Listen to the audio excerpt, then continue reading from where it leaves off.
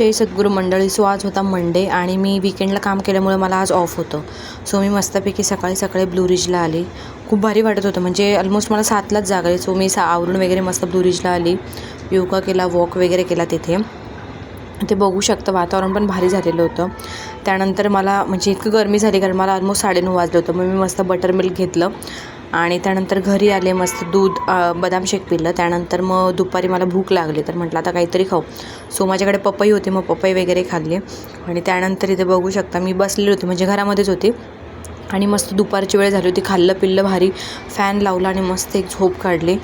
So झोपेतून उठली, खूप जास्त भूक लागली होती. तर माझ्याकडे होते लाडू आणि दूध.